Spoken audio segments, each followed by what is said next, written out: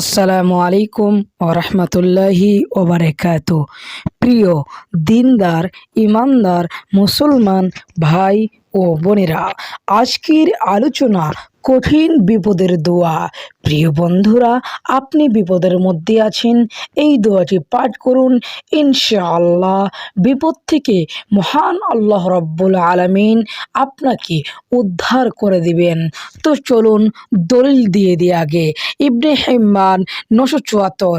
আমাদের প্রিয় নবী হযরত মুহাম্মদ সাল্লাল্লাহু আলাইহি ওয়াসাল্লাম মহান আল্লাহর দিন প্রতিষ্ঠাকালে বহু বিপদের সম্মুখীন হয়েছেন। বেশ কয়েকবার কাফিরদের বিরুদ্ধে লড়াই করতে হয়েছে।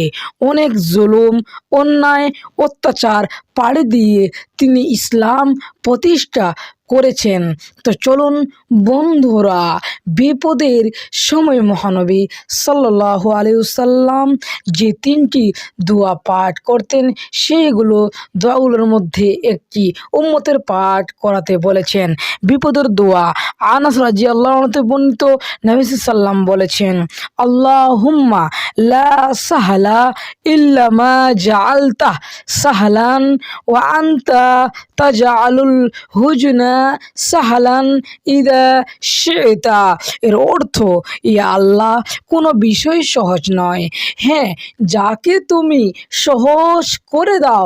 যখন তুমি চাও তখন তুমি মুশকিলকে সহজ করে দাও।